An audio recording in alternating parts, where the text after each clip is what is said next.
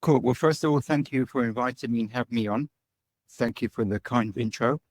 And also thank you for all the good work you guys are doing. It's actually a very critical part of the equation where you stay. It's literally your home. So within the digital nomad setup, where we're going to be is one of the main factors that you consider. So, good luck to you guys and I wish you all the best. And if I can contribute in any way to make it better for you and for the guests, then, I'm all in. Cool. Thank you. So what started my journey? Well, a lot of negativity. I think you have different digital nomads from different countries, right? But a lot of the ones that come from the West, like myself, even though I'm Egyptian originally, but I was born in the UK and lived there and brought up there all my life. A lot of us have just found frustration with the lifestyle, with the weather, with the culture, okay? And have wanted a change, And it's ironic because a lot of the digital nomads I come across, at least, are actually, they were fairly well off. Not like they're poor people escaping. No, actually, they had really successful careers in banks and wherever else, but they just wanted changes for all the reasons we said. So I think the key thing to share with everyone is I actually made the conscious decision that I was going to leave. And then I built my work situation to cater for that. So, they say that fail to plan, plan to fail. So around 2009, I was like, okay, in 3 years' time, I will want to earn money from the UK in sterling, but I want to be living away from the UK, away from the West, really. Wanted to be in more exotic countries where the weather is better, the people are perceived to be friendlier. I say that because I have to respect everyone in the UK. It's not like, I don't like to generalize. Oh, all the people in the UK are, like boring or depressed or whatever. Yeah, the weather's definitely a problem, for sure, right? But I've got amazing friends there, and it's a really, if you meet the right people and they're good people, so that's fun. But, I wanted to leave for all my reasons. So I built my telecoms company to make sure that I could run it remotely.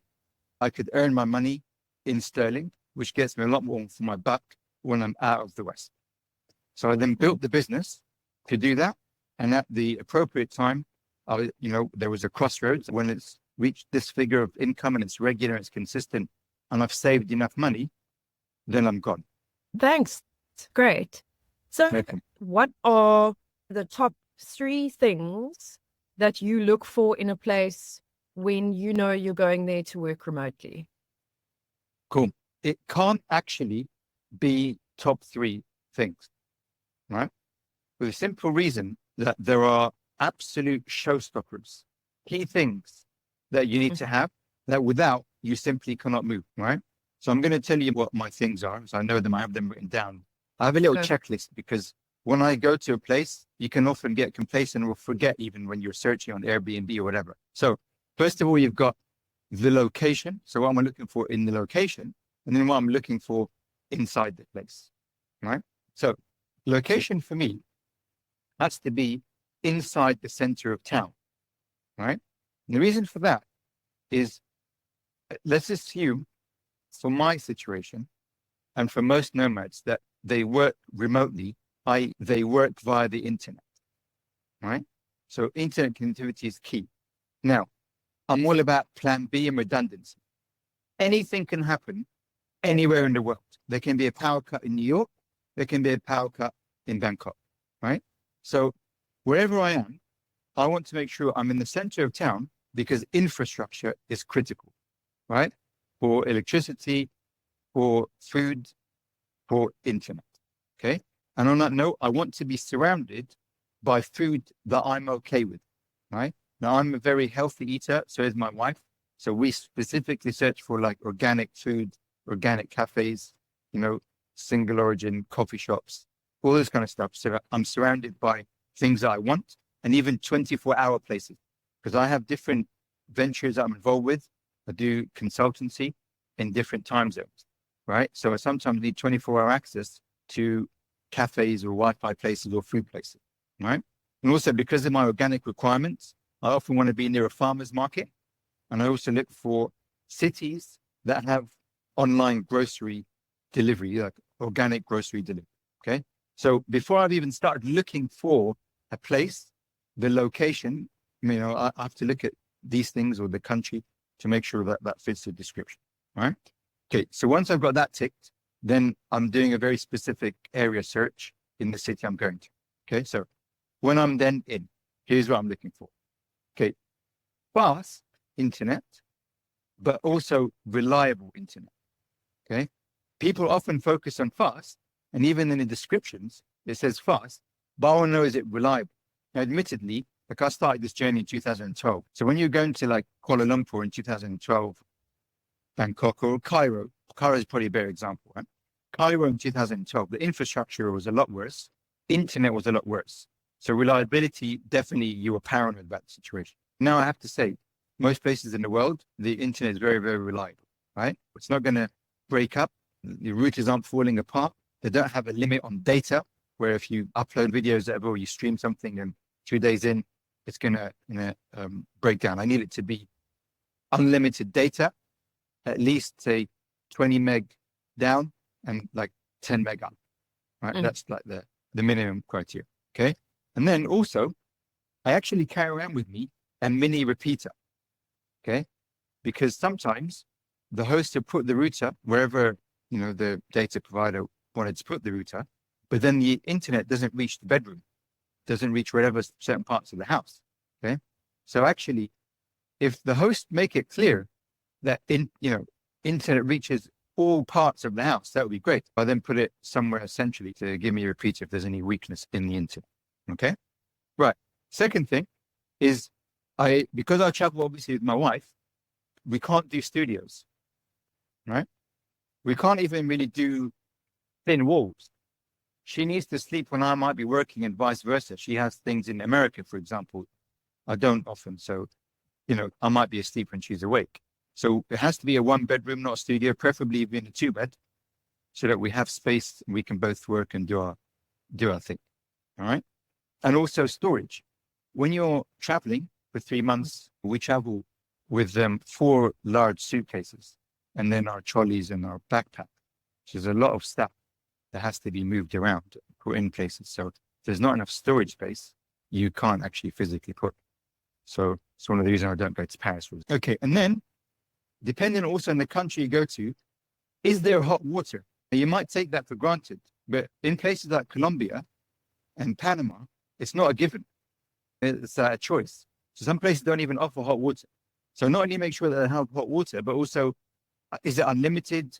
Is it on a boiler? And I actually look at the pictures of the bathroom and I can gauge the situation. If it's one of those tiny little boilers, you've got a problem. Some are budget, some are high end. But the budget ones have very small spaces, and then they also have a small boiler, but you might have a serious winter, like in Cape Town, right? That's the problem, especially if there's 2 people staying. So you don't want to be having small boilers where you need hot water, all right? One which is very dear to me, some sort of desk chair that doesn't kill your back is critical. So we want to call it a workspace, wherever it is, okay?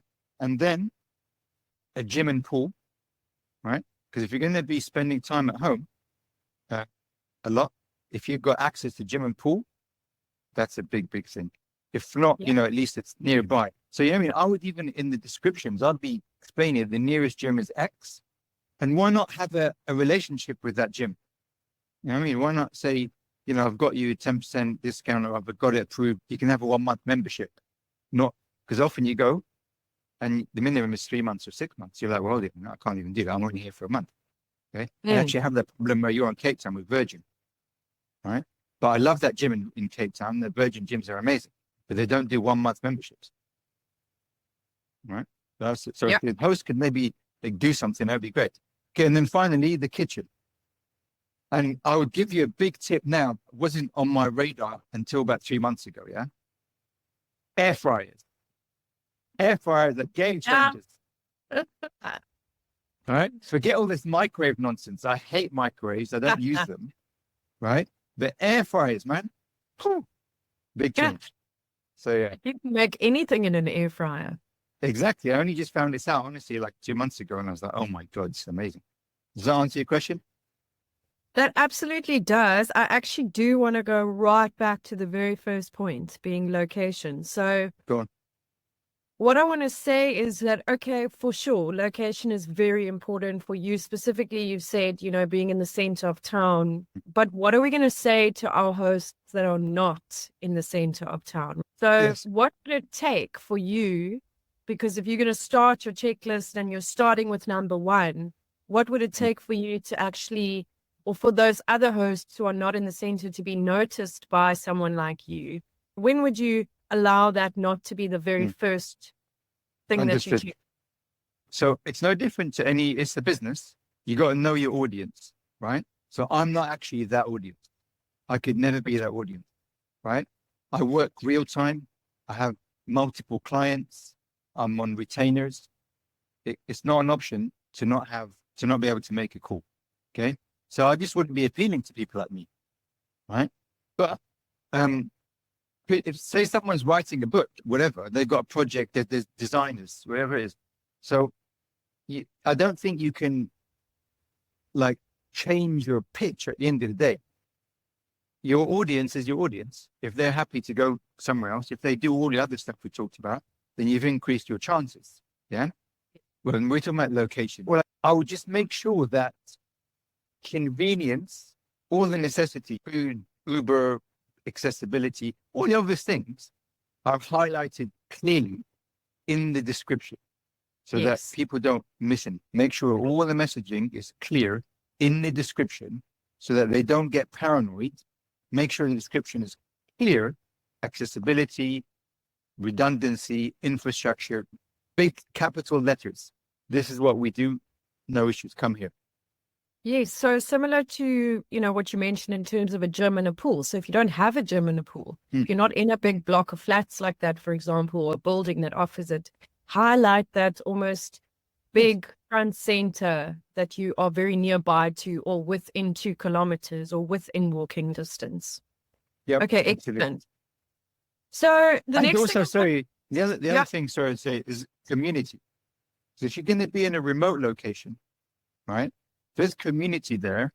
Like I want to see in the Airbnb reviews that the host welcomed me personally. He was there in person, right? But let's just talk about that because actually something that really upsets me. So right now, Airbnb is a big business. So often it's not even the owner of the house that's actually the host, if you like, or the person you speak to. So you're speaking to often a transactional management company. Some of them show you love, some of them don't, right? If I feel that there's a personable situation, even if you're using a management company, make sure they are personable. And I want to read in the review, the host was there to greet me, right? The host, introduced me to blah, blah, blah, whatever. So I feel that there's some friendliness and it's not just transactional. Digital nomads also tend to be quite ethical people, holistic. They don't want to just make Jones Lang LaSalle another $10. They want to help out the normal person, right? Yeah. So the more personable it feels, the better. And if there's an idea of community, there's going to be people around, blah, blah, blah, then that would help the more remote the location.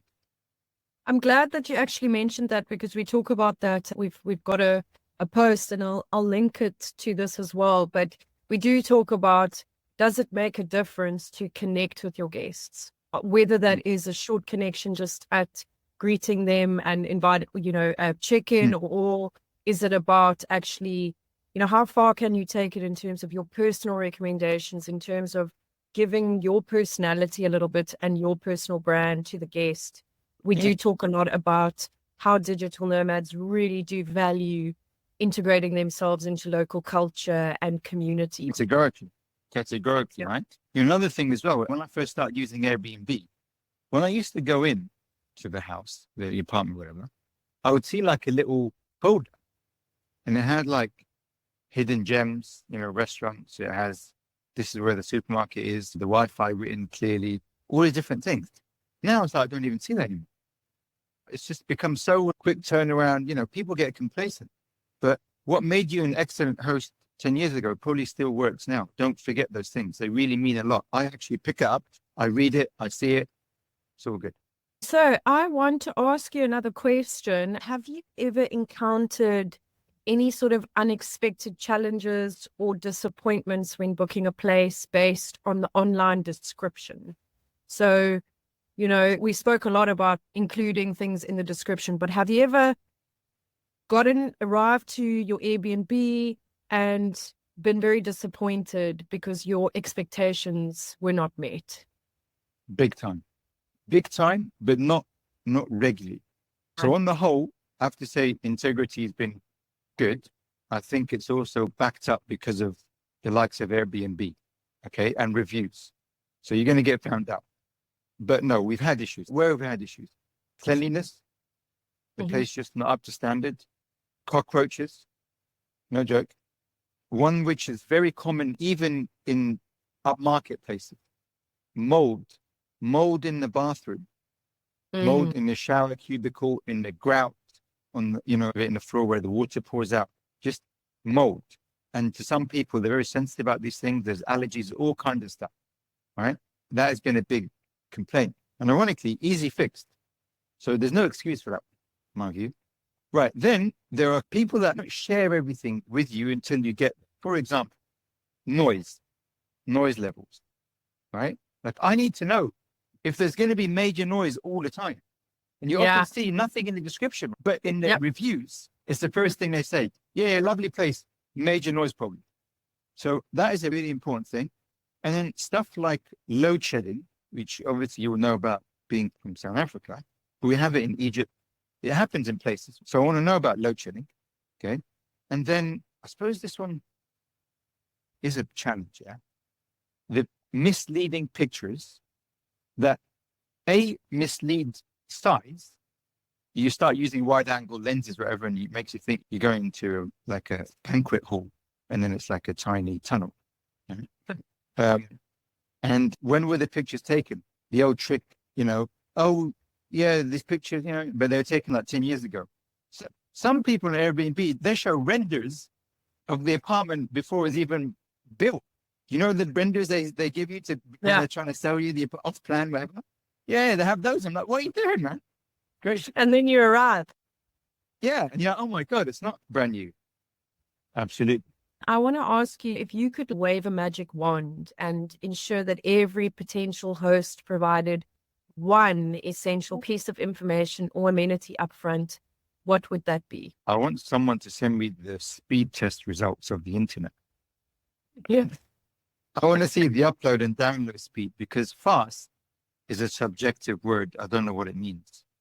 And especially now, the upload is very important. Are you a techie? Do you know about upload speeds? So now if you've got a lot of YouTubers and content creators uploading, the upload speed is critical. Right? In Egypt, the internet is 30 meg down. That's fine. But it's 5 meg up. And they have throttling of uploading. So if you're going to be uploading a 4K video to OneDrive, that's going to be a disaster. All right? I want to see the upload speed. I want to see the speed test. And what I want to say for our hosts listening is very easy. Just up in your Airbnb photo album and maybe have that be in the beginning of your photo album so that when someone lands onto your landing, let's remember you only see the first 5 photos, right? Mo, I also want to ask you just how important is it to you to know that a space has been specifically set up for remote work? This is the number one most critical thing. Listen, if I'm on you, when I go on Airbnb, I'm going to do location, dates, blah, blah, blah, blah. I'm going to do my filters, 2 beds, wherever it is. Then I get my list. Now, if in the description, when I'm looking at the list, the first thing I see is something like Nomad friendly or remote work, whatever it is, I will be clicking on that before I click on anything else. Would you be more likely to book a place if you knew that it had been sort of independently verified as a digital nomad friendly space? So knowing that this host has gone through the effort to have a company work with them, go through a checklist with them so that they are verified, they actually have got a badge to say that they are going to check off those most important things for a working professional. 150%. Massive. I would basically filter, if there is a filter option, certified by whatever. right? That would be my starting point. Okay. If I don't find something there, okay, then I'm not looking, right? Or if it's in the description here, if there's some way of identifying that it's got this, then that absolutely would save me doing all my homework. Yeah. I mean, it's actually a bit traumatic, me having to do all this. It's like a very stressful, resource-taking, headspace-taking exercise to find a place, right? Bear in mind, I'm staying for 3 months normally. So this is like my whole comfort level is going to be dictated by this. Absolutely. And then I'm negating any stress when I move in. Because you do move in and then, oh my God, there's problems. Now I've got to find another place. I've got to pack again, move out again. You know what I mean? So this effort now, front end, saves stress when you get there. Okay. So yeah, if there's a certification body, yes,